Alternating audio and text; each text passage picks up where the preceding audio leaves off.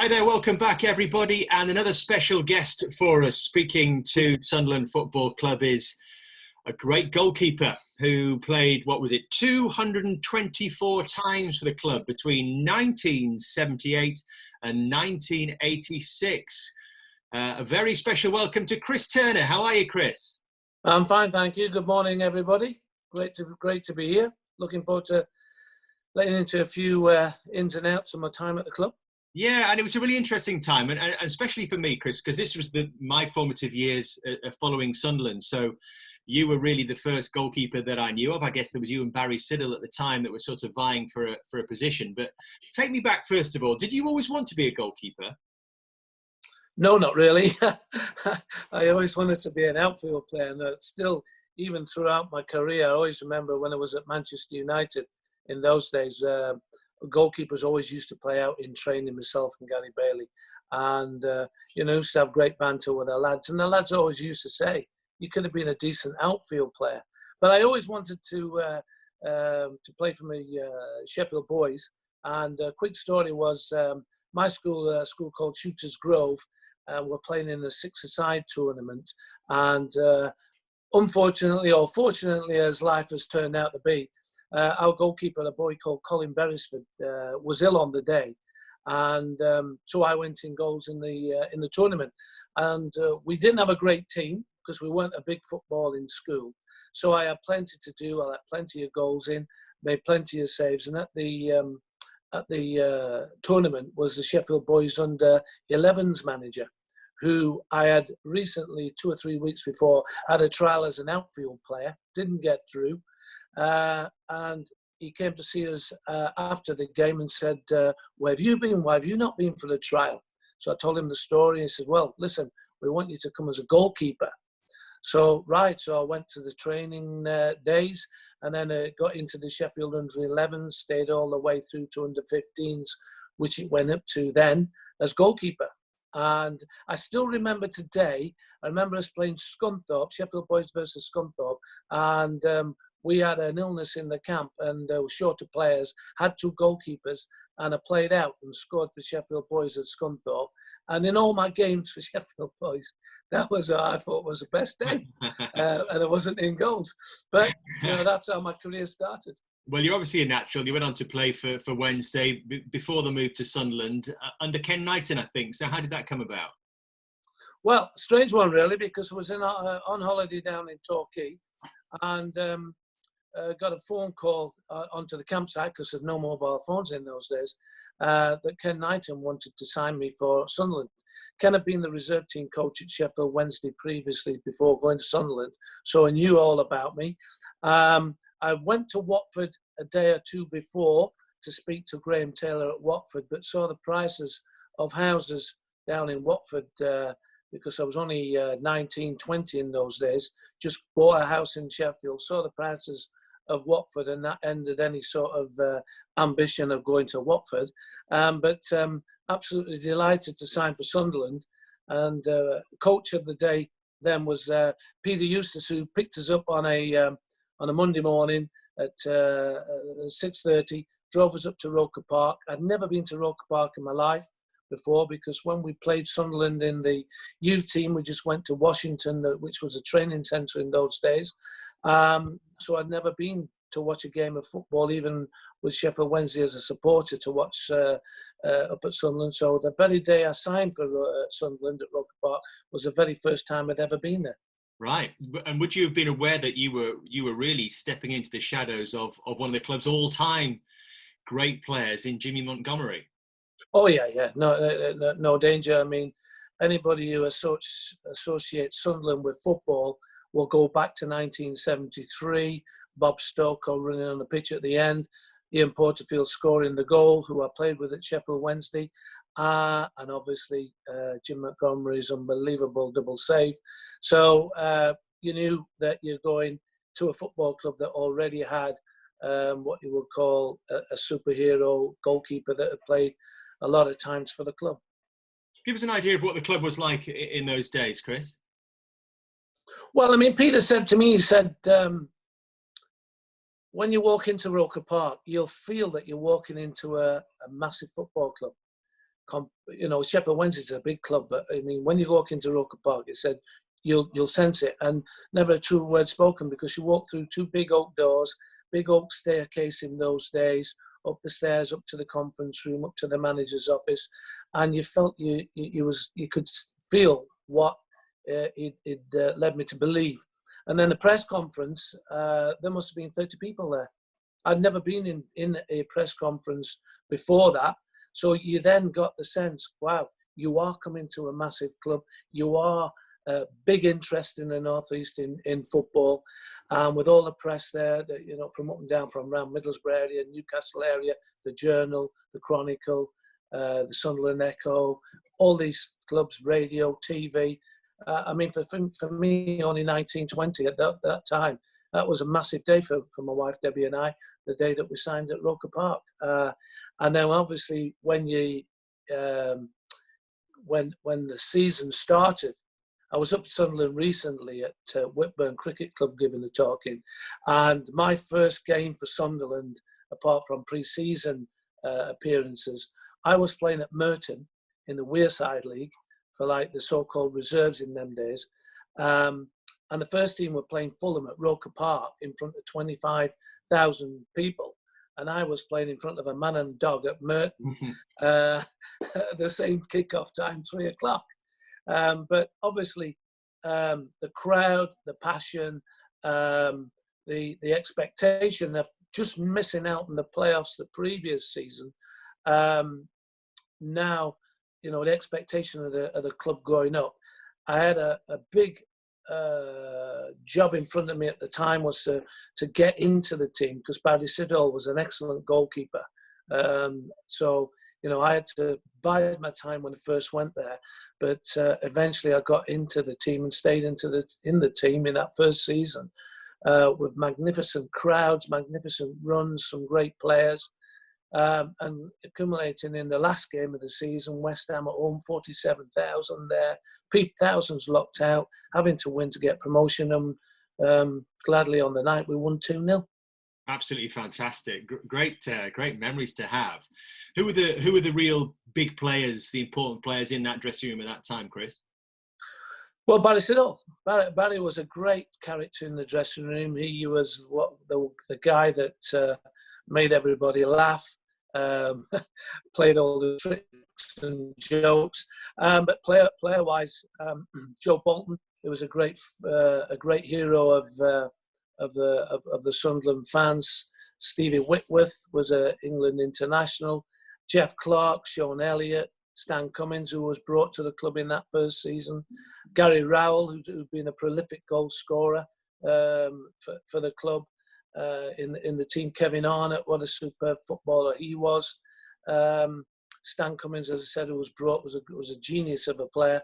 With a ball at his feet. And then we had young players who were forcing their way through, and that time was Nick Pickering, Barry Venison, Brian Pop Robson had been signed the same time as me, brought back from I think West Ham. But what a super pro Brian was, and great to have around, and still a great goal scorer in that season.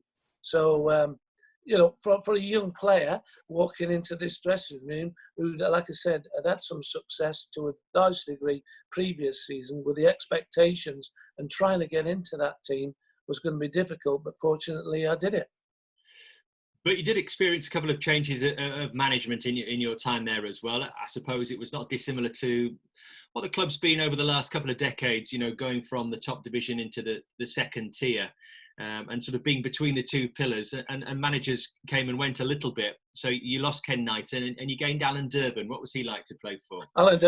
Alan was a fantastic manager. I mean, very disappointed to see Ken leave the club, and Frank Clark, two great guys in my career.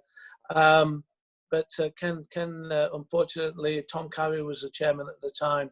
They didn't see eye to eye on a number of things. And as what happens with management, once the team it's a little bit of a rocky spell, bang, the manager goes. But Alan Durbin came, and Alan was a super manager, a real players manager. Obviously, he'd been great success with Derby County. I think he won the league championship under Brian Clough.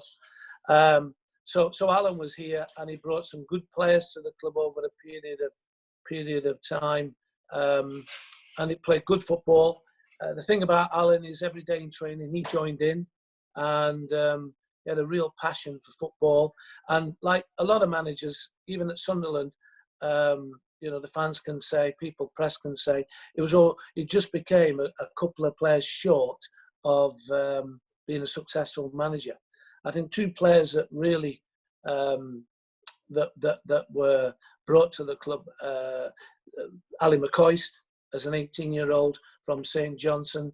You could see that Ali, he showed flashes with some magnificent goals. Can remember one Tuesday night at Roker Park, screamer from 35 yards past Peter Shilton when we beat Southampton 2-0 that night. But Ali was a dressing room pro in as such of jokes, joviality, singing, getting players laughing. Great young lad, had tremendous confidence in himself, and I think if they'd have been at the club a little bit longer, I think that he would have been one of the best strikers Sunderland ever had in terms of goal scoring. But Rangers came for him. John Gregg was manager. Rangers were his club, and the rest is history. What happened for him? Lee Chapman. He brought Lee Chapman from Arsenal for £500,000, which in those days was probably 5 million in today's market. Unfortunately, Lee didn't hit the great heights, but he did when he left Sunderland and went to Sheffield Wednesday. But two other characters that he brought were Frank Worthington and Leighton James, who were you only have to know pros in the game, what they brought to the club. Frank was unbelievable. What age was he? Remind me, Chris, when he actually came to England, Frank. I think Frank would have been about 35. Yeah.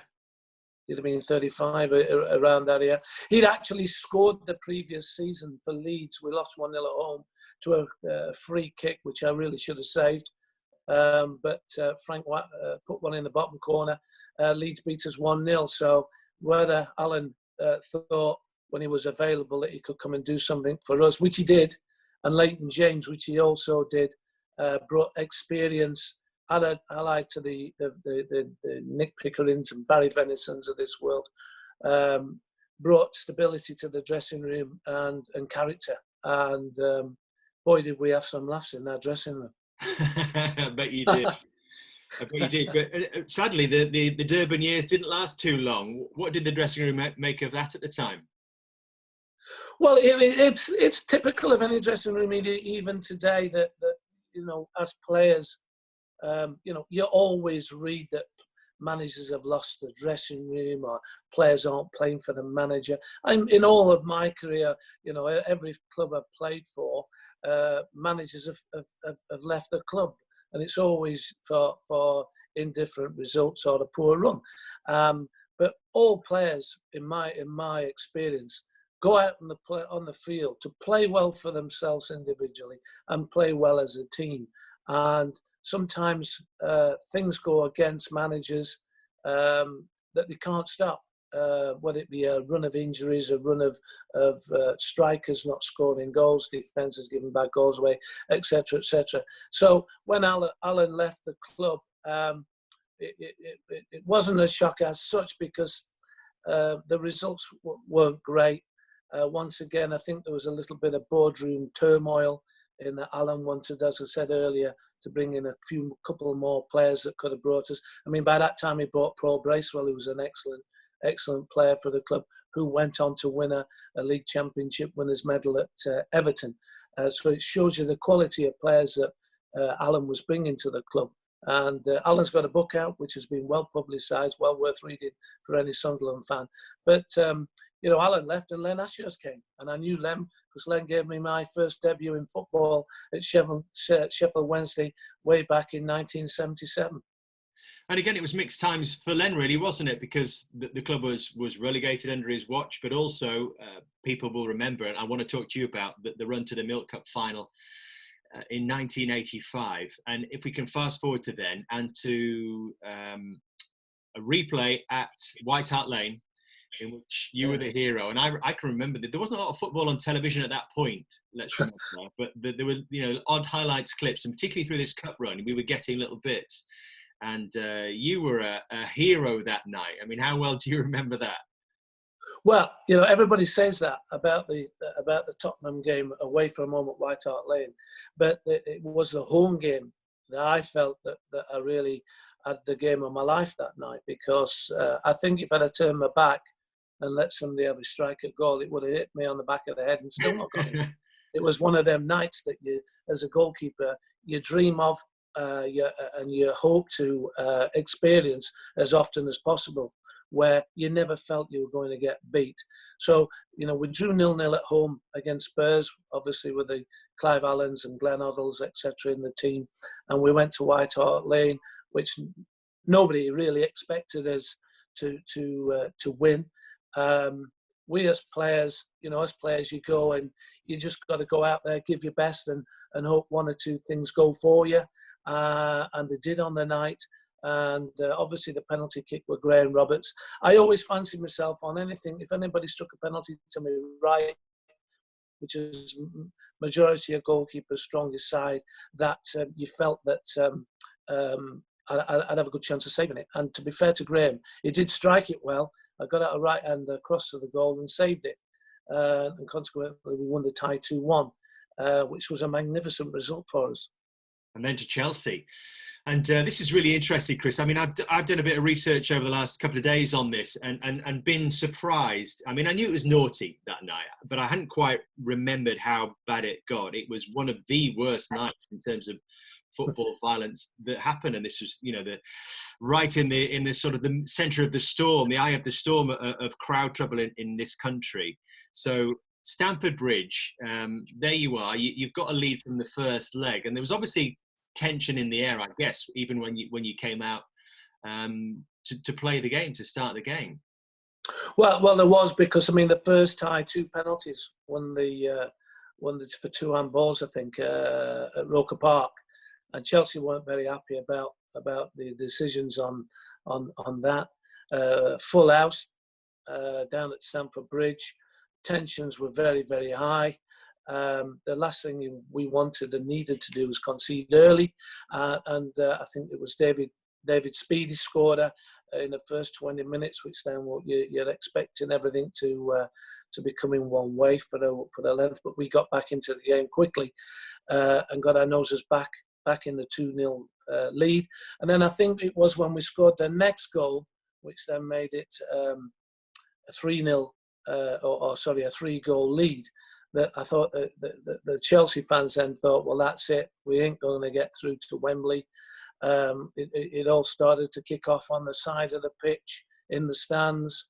The Chelsea players, Sean Elliott was having a bit of a ding-dong with David Speedy, who gave him a kick, gave Sean a kick up the backside after a bad tackle, who then got red carded. So the atmosphere was getting worse as the game went on. And I think when we scored our last goal, there was a police horse in the penalty box, or certainly a policeman, and there were horses galloping up and down the side of the pitch. And you really, for the only time in my career, you felt your position was in serious danger, as from different areas of the ground, supporters were running onto the pitch. And fortunately, we survived the night, but it really was a tough baptism of fire regarding football violence. How close did they get to you?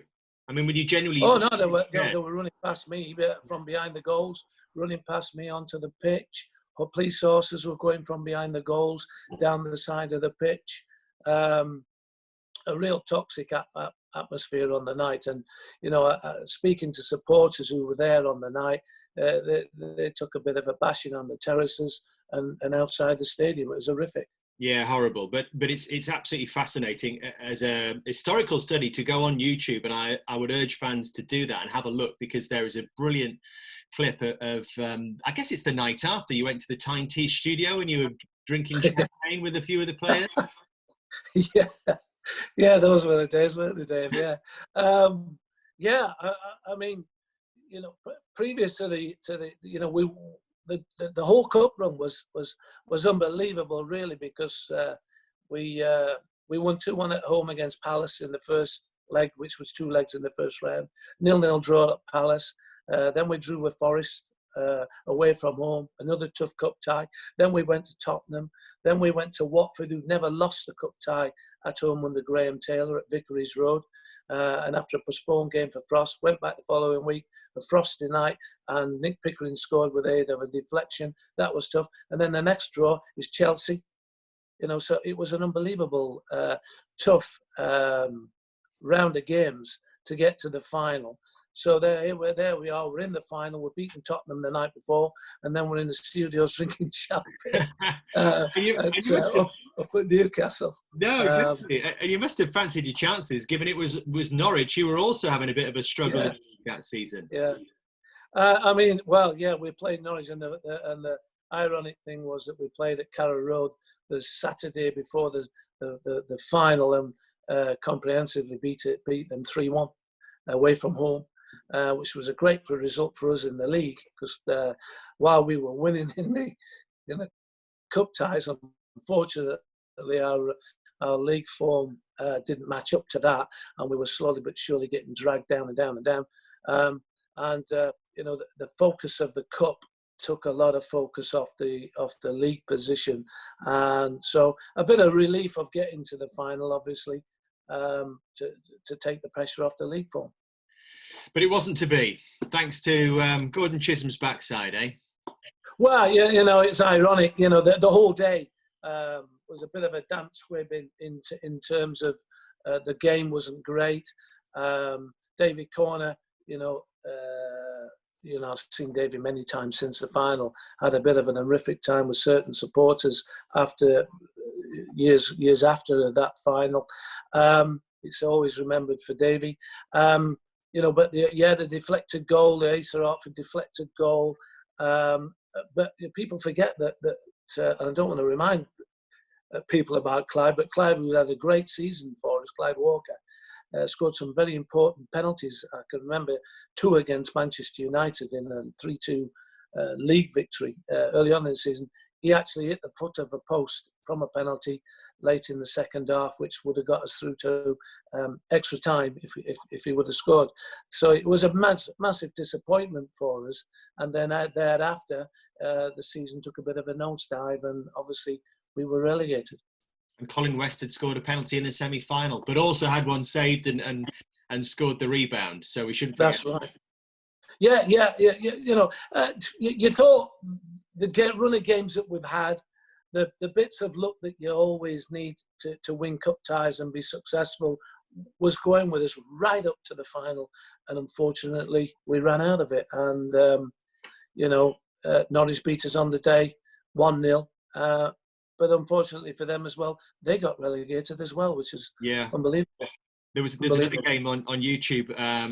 Again, you should look it up. It's Sunderland going to Old Trafford in a 2-2 draw.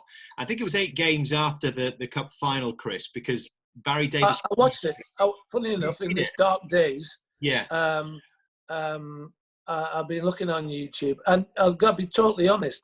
I've very rarely, if ever at all, in all my career, have I watched back games.